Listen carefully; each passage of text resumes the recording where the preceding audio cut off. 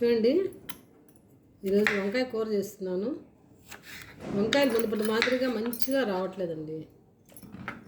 ఏదో చేసుకుంటున్నాం తింటున్నాం కానీ అంత టేస్ట్ అయితే ఉండట్లేదు వంకాయలు.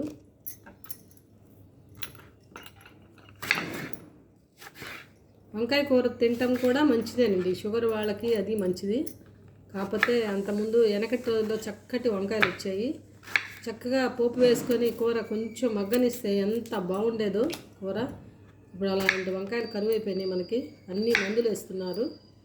మనం బాగా ఉప్పు నీళ్ళతో కడుక్కొని వంకాయలు చేసుకోవాలండి. ఇవన్నీ చూడండి వంకాయలు.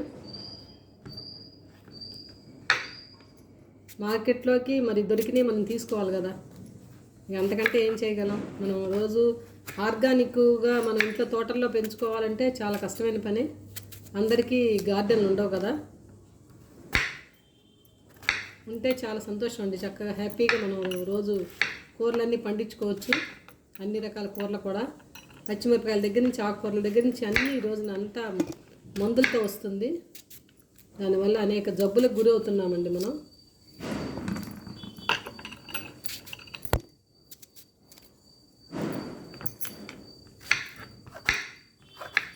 ఒకసారి పురుగులు కూడా ఎక్కువ వచ్చేస్తున్నాయండి. పురుగులు నల్లగా వచ్చేస్తున్నాయి. పురుగులు చూసుకొని మనం వేసుకోవాలి వంకాయ కూర.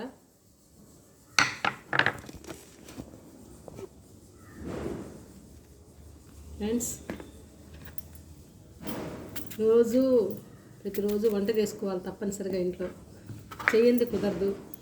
హోటల్ నుంచి కూరలు తీసుకొచ్చుకుంటే బాగోవి, ఆరోగ్యానికి కూడా మనకి మంచిది కాదు. ఎలాగోలా వంట చేసుకొని ఇంట్లో ఏదో కూర చేసుకొని తినటం కూడా చాలా ఆరోగ్యం.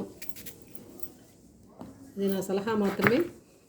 కాకపోతే వీలుగాని వాళ్ళు క్యాటరింగుల్లో తెచ్చుకుంటున్నారు కానీ అంతా అనారోగ్యం పాలవుతున్నారండి. క్యాటరింగుల్లో వేసే దినుసులు కానీ మసాలాలు కానీ మంచి వేయట్లేదు. ఆఖరికి అల్లం వెల్లుల్లి పేస్ట్ కూడా మంచి వేయట్లేదు. ఇవ్వండి, కొంచెం పచ్చిమిరకాయలు కూడా తరుక్కున్నాను. ఉల్లిపాయ తరగాలి.